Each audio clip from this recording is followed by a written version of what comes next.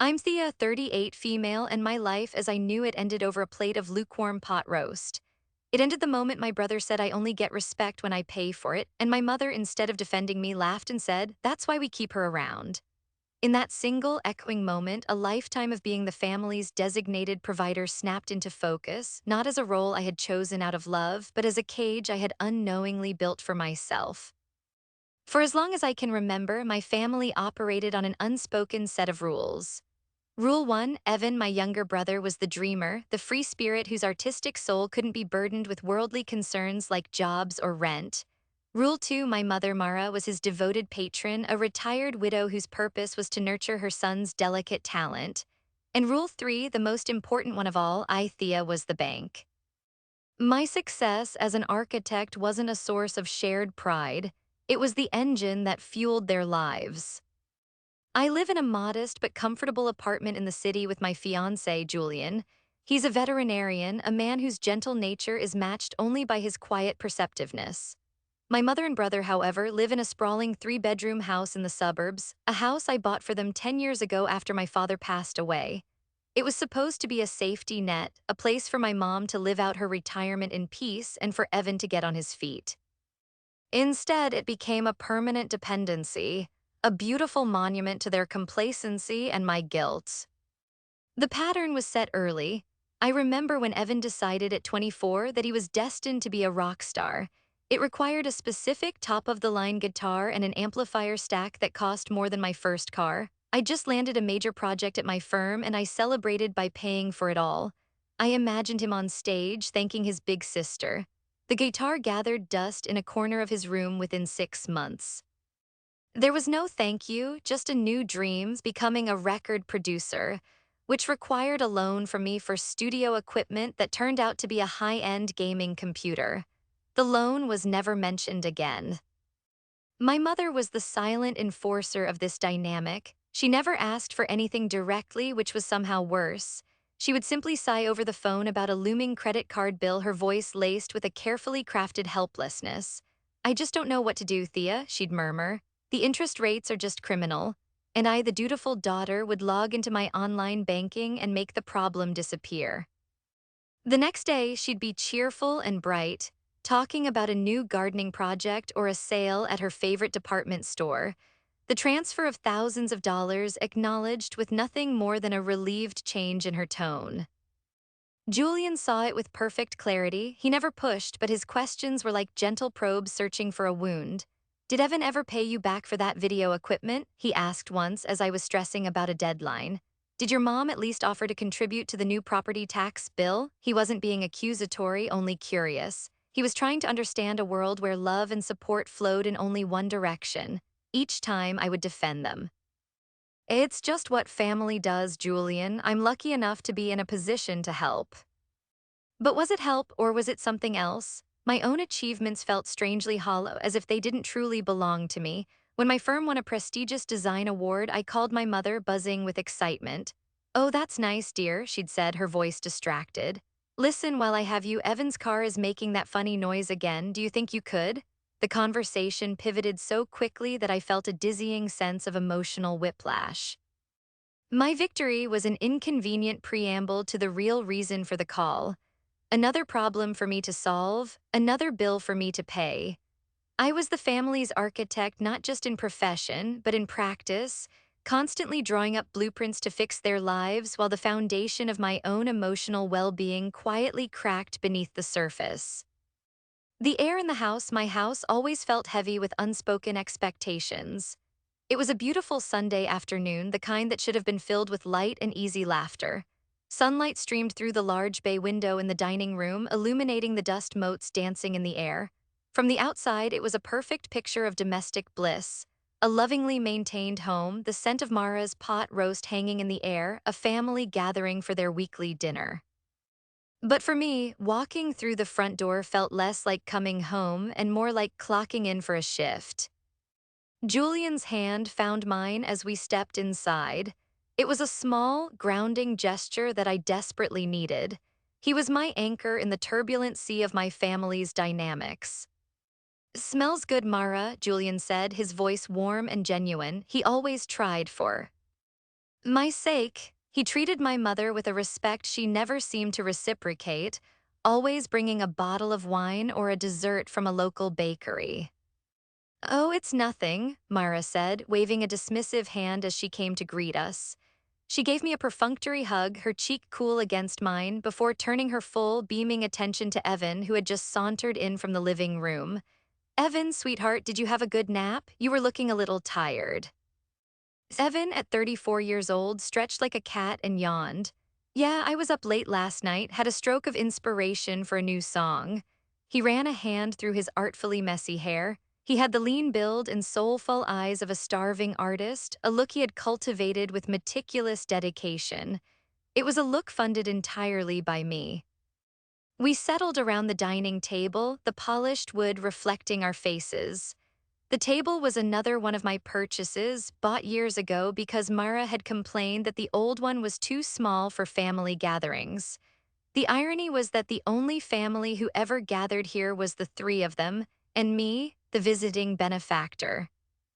The conversation was, as always, a monologue delivered by my mother and brother. It revolved around Evan's latest almost breakthrough, a local cafe owner who had seemed really interested in letting him play on a Tuesday night, and Mara's complaints about the rising price of organic vegetables. I listened, nodding at what I hoped were the right moments, feeling like a spectator at a play I had seen too many times. Julian tried to steer the conversation toward me. Thea's firm got a feature in architecture today this month, he said, his voice filled with the pride that I so rarely heard from anyone else. They featured the community library she designed. Oh, how nice, Myra said, her eyes not leaving the roast she was carving. There was no follow-up question, no request to see the magazine. The statement hung in the air for a moment before Evan swatted it away. Speaking of features, Evan said, a smirk playing on his lips. I saw the rock you got for Julian, Thea. Must have set you back a pretty penny. He was referring to the engagement watch I'd bought for Julian. It was a classic, timeless piece that I'd saved for, a symbol of the stable and loving future I wanted to build with him. It was a gift, Evan, I said, my voice tighter than I intended. Of course, he said, leaning back in his chair. Just saying, it's a good thing you're a successful architect. How else would you be able to afford all this? He gestured vaguely around the room, at the furniture, the walls, the very air we were breathing. I felt a familiar, hot prickle of resentment. Julian placed a calming hand on my knee under the table. He could feel the shift, the point where the familiar tide of passive aggressiveness was about to turn into something sharper. He tried to diffuse it. Thea works incredibly hard for what she has, he said simply. But Evan was on a roll. He wasn't looking at me, but at our mother, seeking the approval he always received. The smirk on his face widened into a grin, and then he delivered the first blow, the one that would crack the foundation. Oh, I know she does, he said, picking up his fork. It's a good system. Thea pays for everything, and in return, we give her the gift of our company. It's how she gets respect, by paying for it. The words hung in the air, sharp and clear as shattered glass. It's how she gets respect by paying for it. Time seemed to slow down. The clinking of silverware, the hum of the refrigerator, the chirping of birds outside the window, it all faded into a dull, distant roar. My entire focus narrowed to the two faces across the table. Evan was looking at our mother, a triumphant little gleam in his eye, as if he had just delivered the punchline to a brilliant joke.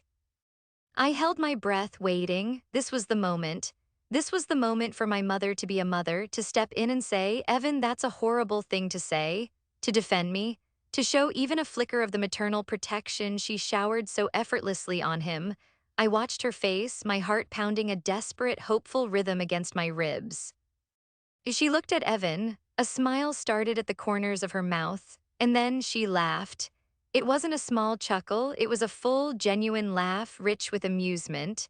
She lightly tapped the table with her fingers as if applauding his wit. And then she said the words that would demolish what was left of my world. Oh, Evan, you're terrible, she giggled, shaking her head fondly. Then she looked at me, her eyes still sparkling with mirth, and added, but he's right. That's why we keep her around. That's why we keep her around. The phrase echoed in the sudden, vast silence of my mind. It wasn't a joke. It wasn't a slip of the tongue. It was a confession. It was the truth of our entire relationship laid bare on the polished surface of tea. He dining table I had bought, they didn't love me. They kept me around. I wasn't a daughter or a sister. I was a utility, a resource, an appliance that dispensed money and solutions, and my reward was their presence in a house I paid for. A strange and unnerving calm washed over me. The hot flush of anger I had expected was replaced by an icy clarity. It was as if I had been looking at a blurry photograph my whole life, and in that instant it had snapped into painfully sharp focus. Every forgotten birthday, every conversation rerouted back to their needs, every check I'd written, every success of mine that was met with indifference, it all clicked into place. They weren't just thoughtless, they were transactional. My hands resting in my lap were perfectly still. My breathing was even. I felt strangely disconnected from my own body, an observer watching a scene unfold. I saw Julian's face, his expression a mixture of shock and fury on my behalf. His hand tightened on my knee, a silent offer of support, but I was already miles away. I didn't say a word, I didn't cry, I didn't yell. The woman who had spent a lifetime trying to earn their love through accommodation and generosity was gone. In her place was someone I didn't recognize, someone cold and decisive. They were still smiling, my mother and my brother, oblivious to the earthquake that had just leveled my soul. They thought it was just another Sunday dinner, another casual jab at Thea the bank. They had no idea that they had just authored the final chapter of our story. They had no idea that the punchline was still to come and it was going to be mine. Slowly, deliberately, I folded my napkin and placed it on the table. I pushed my chair back, the sound scraping loudly in the suddenly quiet room. Mara and Evan finally stopped smiling and looked at me, their expressions shifting to mild confusion. "Are you all right, dear?" my mother asked, a hint of impatience in her tone, as if my silence was a breach of etiquette. "I'm fine," I said. My voice was monotone, eerily steady. "Excuse me for a moment, I left something in my car." I stood up and walked out of the dining room. My steps were measured, my back ramrod straight. I could feel their eyes on me, Julian's filled with concern, theirs with curiosity. I didn't look back. As I walked down the hallway, past the framed photos on the wall, photos of family holidays I'd paid for, of graduations I'd financed, I felt nothing. No nostalgia, no sadness. It was like looking at the artifacts of a life that belonged to someone else. The cool evening air hit me as I stepped outside.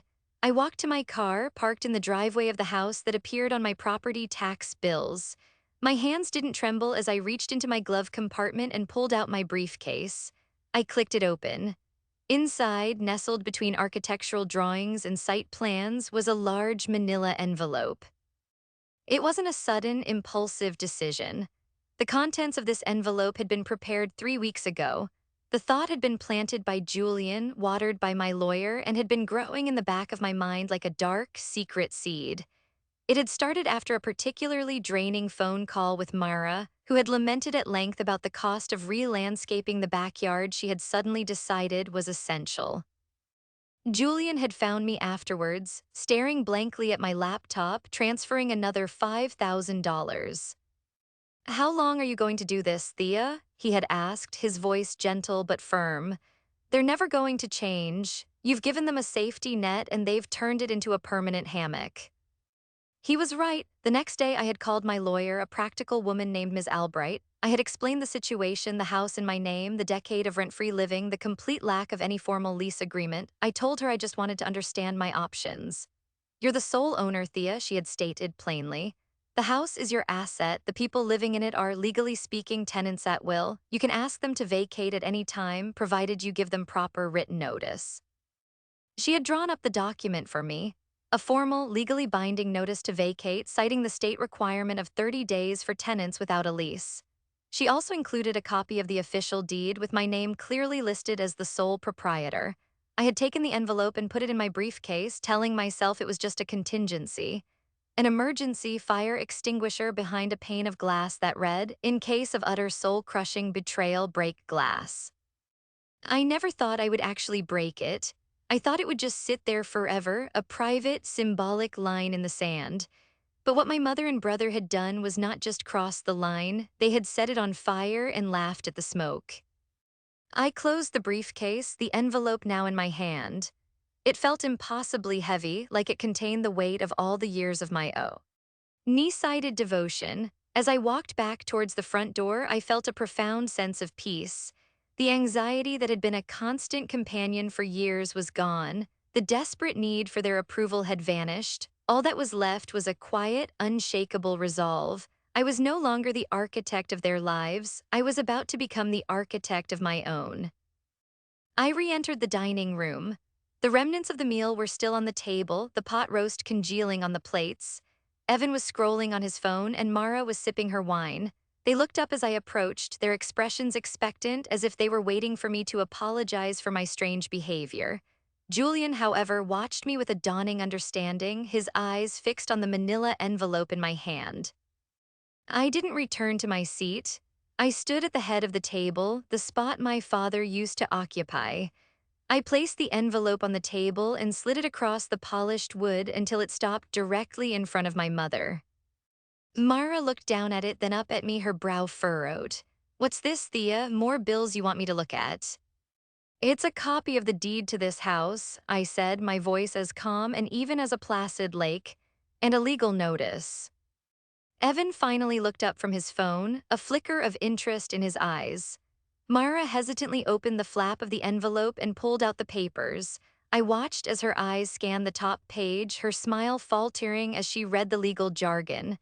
She sifted through to the second page, the deed, her finger tracing the line where my name was printed. I don't understand," she stammered, looking from the paper to my face. "What does this mean?" I looked her directly in the eye. I looked at my brother, whose smirk had been replaced by a blank, confused stare. And then I delivered the line I had been rehearsing in my head on the long walk back from the car. "Oh, you have 30 days. Silence. For a full 10 seconds, the only sound was the ticking of the grandfather clock in the hall, a clock I had bought for them as a housewarming gift. Then Mara let out a short, disbelieving laugh. 30 days for what? Thea, stop being so dramatic. What is this all about? 30 days to vacate the premises, I clarified, my voice unwavering. 30 days to pack your things and find somewhere else to live. Evan shot up from his chair. What, are you insane? You're kicking us out, you're kicking out your own mother. This isn't your house to kick us out of. Mara's voice rose, cracking with indignation. Your father would be ashamed of you. My father is gone, I said, the cold clarity still wrapping around me like a shield. And this is not your house, it's my house. The document in your hand proves it. I have been paying the mortgage, the insurance, and the property taxes on it for 10 years. You have been living here as my guests. Your visit is now over. The reality of the situation finally began to sink in, and their confusion curdled into rage. After everything we've done for you, Evan sputtered, his face turning red, we're your family. What have you done for me, Evan? I asked, my voice genuinely curious. What has either of you ever done for me other than take? This is about the watch, isn't it? Mara cried, her voice becoming shrill. You're throwing your family out on the street over a stupid watch and a joke. I can't believe how cruel, how ungrateful you are. The words cruel and ungrateful bounced off the invisible armor I was wearing. They were meaningless now. They were the words they had always used to control me, and they had lost their power. No, I said simply. This isn't about the watch, it's about respect. It's about the fact that you think my only value is the money I provide. You said it yourself, Mom. You keep me around, you don't have to anymore. I turned to Julian, who was already on his feet. Let's go. You can't just leave, Evan shouted as we walked towards the door. You're going to regret this, Thea. You'll come crawling back. I didn't turn around. I walked out the front door and didn't look back. Julian and I got into the car and he drove us away from the house, away from the life I had just dismantled. The silence in the car was profound. It wasn't awkward or heavy. It was the sound of a cage door swinging open. It was the sound of a chain breaking. It was the sound of freedom, and for the first time in a very long time, I could finally breathe. The first week was a deluge. My phone became a conduit for their panic and rage. They started with guilt. Voicemails from my mother, her voice thick with manufactured tears, appeared every few hours. Thea, honey, I don't know what we did to make you so angry, but please, please call me. I can't sleep. I can't eat. Your brother is a wreck. You're tearing this family apart. Then came the anger from Evan. His texts were a barrage of insults and accusations, each one designed to cut me down. You always were selfie. Dad would be so disappointed. Hope you and Julian are happy in your little apartment while your mother is homeless. You think you're so much better than us with your fancy job and your money. You're nothing without us. I read them all not with pain, but with a strange sense of detachment. It was like reading case notes on a toxic dynamic, and I was finally seeing it from the outside. Each message, every desperate plea, only served to validate my decision. They weren't apologizing for what they said, they were furious that their words had consequences. Julian was my rock. He screened my calls, made me tea, and just sat with me in the evenings when the weight of it all felt heavy. He never once said, "I told you so." He just held my hand and said, "I'm proud of you." His quiet, unwavering support was the complete opposite of the loud, conditional affection I had mistaken for love my whole life. During the second week, they changed tactics. They tried to recruit allies. My Aunt Carol called, her voice laced with disapproval. Thea, your mother called me absolutely beside herself. I don't know what's gotten into you, but she's an old woman. You can't just throw her out on the street. It's your duty as a daughter. Did she tell you what she said to me, Aunt Carol? I asked calmly. She said there was a misunderstanding, that you're being overly sensitive. She told me that the only reason she keeps me around is for my money, I stated, the words clear and cold. My brother agreed with her. There was no misunderstanding. Aunt Carol was silent for a moment. Well, she finally said, families say things they don't mean sometimes. You have to be the bigger person. I have been the bigger person for 20 years, I replied, and for the first time I felt a surge of my own anger. My role as the bigger person is officially over. I ended the call and with a deep breath blocked her number. Then I blocked my mother's number and my brother S. The silence that followed was blissful. For the first time, I began to grieve. Not for the family I had lost, but for the one I had never truly had. I grieved for the little girl who tried so hard to be good enough, the teenager who studied relentlessly to be successful enough, the woman who gave and gave, hoping that one day the love she offered would finally be returned in kind. Julian held me as I cried, letting me release the decades of disappointment. With the silence came peace. A space opened up in my mind that had previously been occupied by constant, low-grade anxiety about my family's next manufactured crisis.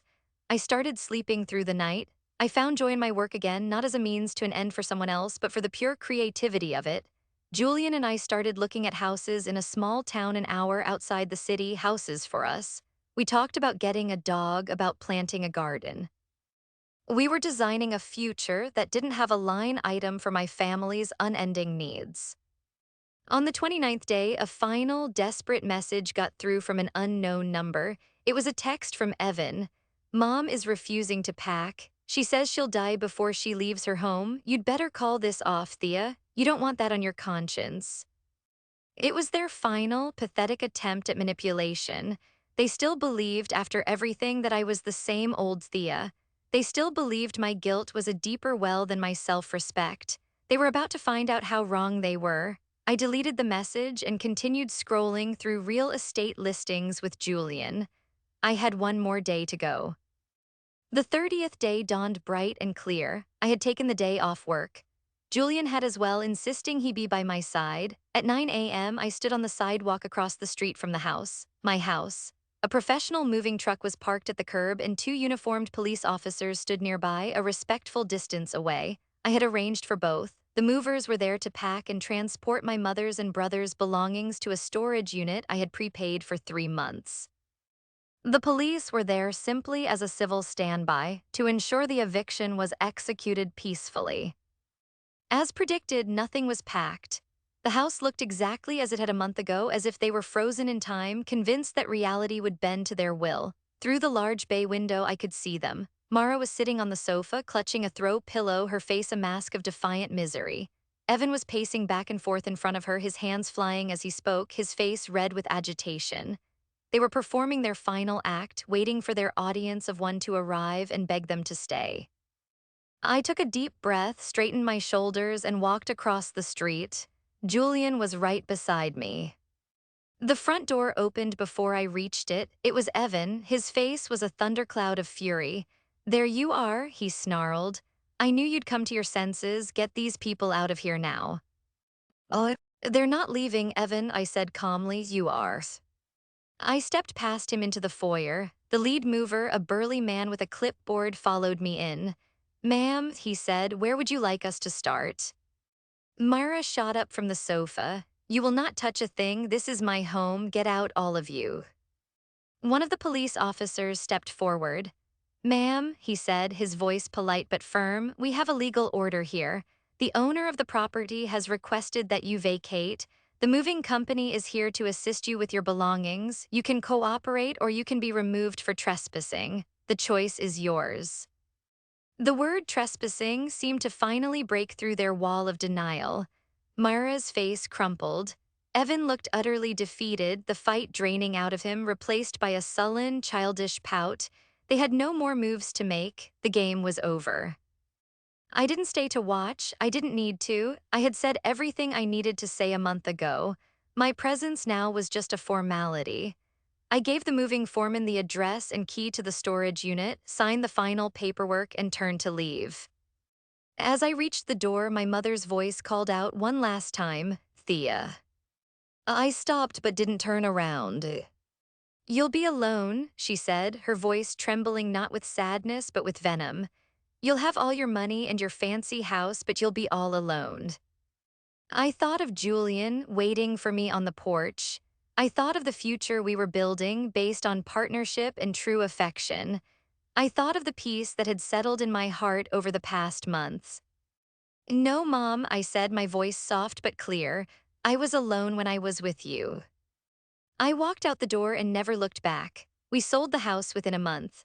The sale funded a generous down payment on a beautiful little farmhouse with a wraparound porch and a yard big enough for 2 dogs. We adopted them a week after we moved in. My life is quiet now.